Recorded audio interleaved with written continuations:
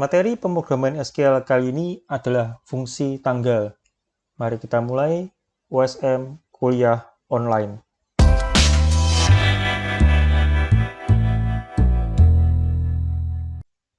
Ini adalah link sebagai sumber atau referensi dari materi yang kita dapatkan. Jadi untuk ada bagian nanti yang kalau mau dibaca lebih lengkap silakan baca di website ini ya, sesuai dengan alamat ini.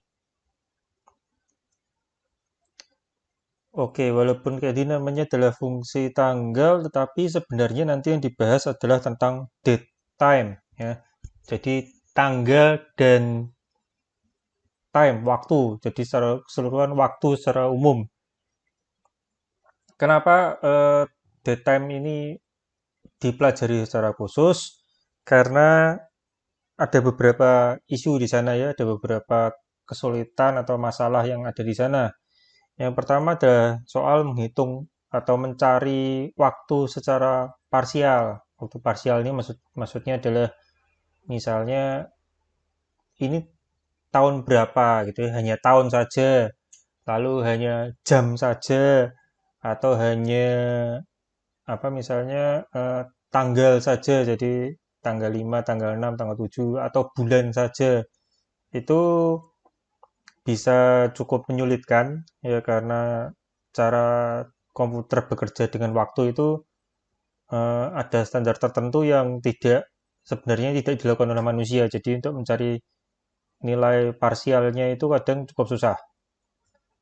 Lalu menghitung waktu ini juga sulit gitu ya. Menghitung waktu itu maksudnya menambah, mengurangi dan seterusnya gitu. Misalnya kalau saya punya suatu tanggal lalu saya tambah 1 hari, itu bisa yang berubah adalah harinya, yang bisa berubah adalah bulan dan hari, atau bisa juga sampai tahunnya.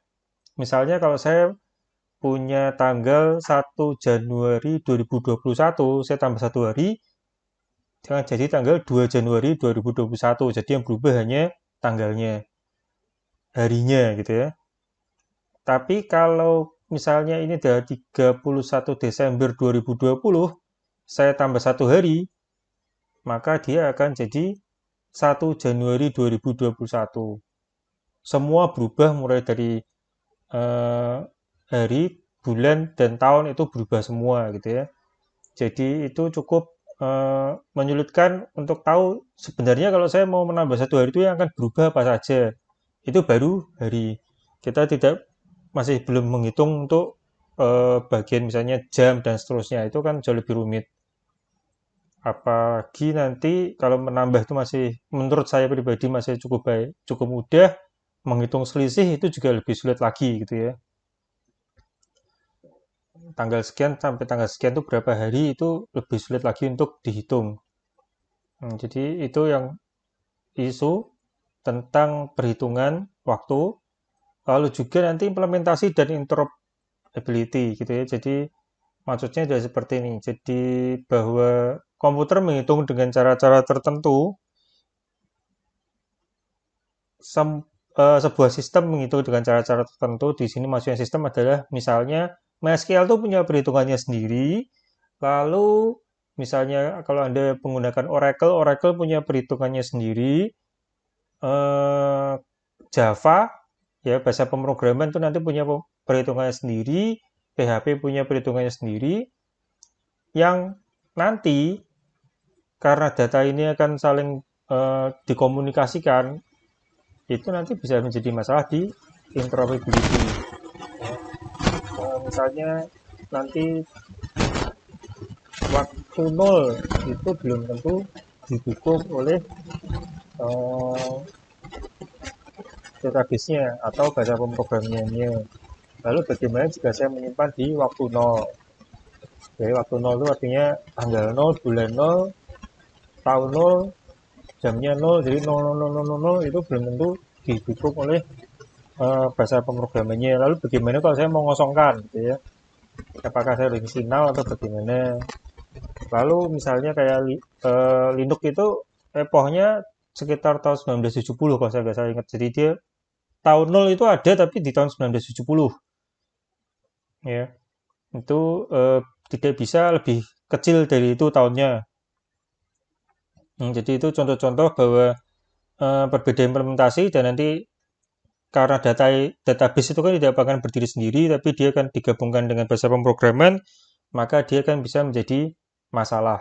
Ya, jadi itu ada isu-isu terkait dengan fungsi waktu. Nah, kita mulai dengan membuat literal. Literal ini artinya bagaimana kalau saya menuliskan sebuah tanggal gitu ya di di database MySQL. Ini adalah cara yang paling aman.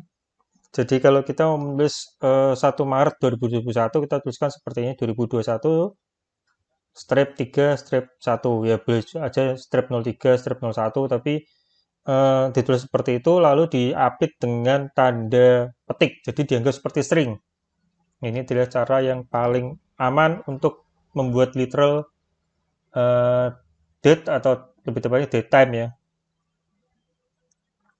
Lalu kalau Anda mau menyertakan tanggal, jamnya ya, tidak hanya tanggal, Anda bisa tulis di belakangnya dengan format seperti ini. Ya, biasakan menggunakan format 24 jam untuk lebih membuat ini sederhana. Jadi kalau jam 5 sore terus jam 17 ya. Kalau Anda tulis 5 ya artinya 5 pagi itu. Lalu kalau memang butuh teliti sampai dengan lebih kecil dari detik, Anda bisa tuliskan seperti ini gitu ya. Ini adalah untuk milisecondnya. Jadi ini kan jam, menit, detik, ini milisecond. Ya lebih teliti lagi kalau memang sistemnya membutuhkan. Sepanjang pengalaman saya biasanya kita memang hanya akan berhenti sampai di sini ya, atau paling mentok sampai di sini. Bahkan nggak sampai di sini, kadang hanya sampai menit gitu ya. Detik itu yang kadang sudah jarang sekali terpakai. Lalu eh, bagaimana kita mendapatkan data ya, atau mendapatkan waktu daytime itu ya. Yang pertama ini di sini adalah untuk mendapatkan tanggalnya saja. Kita bisa pakai perintah current date atau cardate ya. Misalnya kalau ini adalah tanggal 1 Maret 2021, kita sepanjang materi ini asumsinya kita di tanggal 1 Maret 2021, jamnya itu ya 17.20 itu. Nah, kalau current date kita akan dapat date-nya saja, kalau kita mau current time, ya kita akan dapat time-nya saja. Jadi hanya jamnya saja, kalau ini ya tanggalnya saja. Itu current date dengan current time. Kalau kita mau mendapatkan waktu yang utuh, kita bisa mendapat atau kita bisa menggunakan perintah now ya. Select now. Dia akan mendapatkan lengkap ya, tanggal dan jamnya. 1 Maret 2021 jam 5 sore lebih 20 menit 5 detik. Nah, untuk mendapatkan parsial, nah ini ada banyak sebenarnya gitu ya. Ini contohnya di sini date gitu ya. Date itu untuk mengambil date partnya ya. Hanya bagian date-nya saja, hanya bagian tanggalnya saja. Anda bisa menggunakan misalnya function now ya untuk untuk Anda ekstrak, atau Anda juga bisa menuliskan suatu nilai tertentu dari literal ya untuk bisa mendapatkan nilainya. Itu contohnya ya. Jadi kalau misalnya now-nya memang jam segini ya, waktunya adalah seperti ini ya, hasilnya akan sama ya, ini date now dengan date ini. Tapi kalau ini pada waktu yang berbeda tentunya hasilnya kan berbeda sesuai dengan, kalau now itu tentunya sesuai dengan waktu perintah itu dieksekusi ya, query-nya dieksekusi. Lalu selain date ada apa lagi? Ada D ya. D itu hanya bagian ini ya, tanggalnya ini. D name itu nama ya. Misalnya ya dalam bahasa Inggris tentunya, jadi ada Monday, Sunday, Tuesday dan seterusnya. Day of month itu sebetulnya sama seperti ini ya. Ini namanya day of month, day of week. Jadi 1 sampai 7 hanya dalam seminggu ada di hari keberapa, day of year dalam setahun Anda hari keberapa dan seterusnya. Ya ini aja bisa baca sendiri kalau ada yang nggak jelas. Kalau secara umum memang ini sebenarnya sudah spesifik, sudah menjelaskan dengan namanya sendiri, tapi kadang kalau Anda masih belum tahu, Anda bisa silakan cari di referensi yang tadi saya berikan. Berikutnya adalah operation ya. Ini cara ada hal yang menurut saya pribadi paling susah. Anda bisa melakukan penambahan atau pengurangan waktu ya dengan kata kuncinya date add atau date sub. Tapi sekalipun namanya date add atau date sub, ya date itu kan tanggalnya, tapi bisa juga digunakan untuk menambahkan waktu ya. Jadi perintahnya kurang lebih seperti ini, date add ya, 2021 ini nilai waktu tertentu, koma, kata kunci interval, lalu nilainya berapa, kita mau nambah berapa, lalu ini adalah kata kunci satuannya. Di sini contohnya adalah interval 1 second, 1 detik. Maka hasilnya akan seperti ini, jadi tanggalnya masih sama, jamnya masih sama, menitnya masih sama, tapi detiknya nambah 1. Nah, intervalnya bisa apa saja, bisa seperti ini, bisa second, minute, hour, day, month, year. Ya, jadi ada pilihan yang di sana bisa kita gunakan untuk menggantikan bagian satuan ini ya. Kalau kita hari yang akan datang itu di komputer itu dilakukan penambahan. Kalau kita hari yang lampau, yang lebih lampau itu kita kurangi. Jadi nilainya akan lebih kecil. Jadi kalau Anda bandingkan nanti, misalnya membuat perbandingan, tanggal misalnya apa? 1 Januari 2020 itu akan lebih kecil daripada 1 Januari 2021. Nah, perbandingannya seperti itu. Itu date add atau date sub. Jadi date sub untuk mengurangi, date add untuk menambah. Lalu date diff. Nah, ini selisih ya. Menghitung selisih hari dalam hari antara dua buah tanggal. Formatnya kurang lebih seperti ini. Jadi tanggal yang lebih besar ya, yang di masa yang lebih mendatang itu di depan, lalu yang lebih kecil itu di belakang, atau masa lebih lampau itu yang ada di bagian keduanya ya. Jadi yang pertama itu masa yang akan lebih mendatang, ini yang lebih lampau. Tentunya relatif, bisa saja kedua tanggal ini sama-sama sudah lampau sebenarnya gitu ya. Nah, tapi kan ini lebih lebih eh, mendatang dibandingkan yang ini ya. Itu dengan asumsi now-nya itu sama seperti ini ya, kita bisa lihat seperti ini, maka hasilnya akan selisihnya dalam hari dan hasilnya akan positif. Kalau Anda masukkan nilainya ini kebalik, ini yang lebih lampau, ini yang lebih mendatang, maka nilainya di sini akan jadi minus. Selisihnya tetap sama, tapi akan menjadi minus. Apakah harus nilai seperti ini? Tentunya, maksudnya apakah hasilnya harus positif? Tidak. Anda kalau memang butuh nilai negatif, ya buat saja kalau memang hasilnya yang butuhnya negatif gitu ya. Karena kan memang sesuai kebutuhan untuk menghitung deaddiff ini.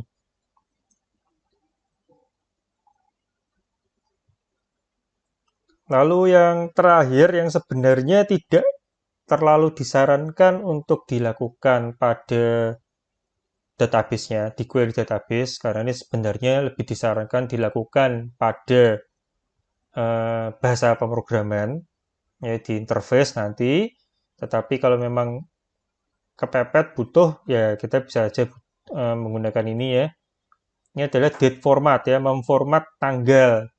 Biasanya format tanggal ini kalau di database itu digunakan, kalau pengalaman saya ya, itu digunakan ketika format tanggal itu tidak dikenali dengan baik oleh bahasa pemrograman. Jadi biasanya kalau static format ini kan nanti jadinya adalah sebuah string sebenarnya. Ya. Tanggalnya itu diubah tipe datanya menjadi string. Kalau menjadi string dengan bentuk yang seperti tadi waktu di awal literal yang saya sampaikan itu biasanya akan lebih mudah dikenali oleh bahasa pemrograman.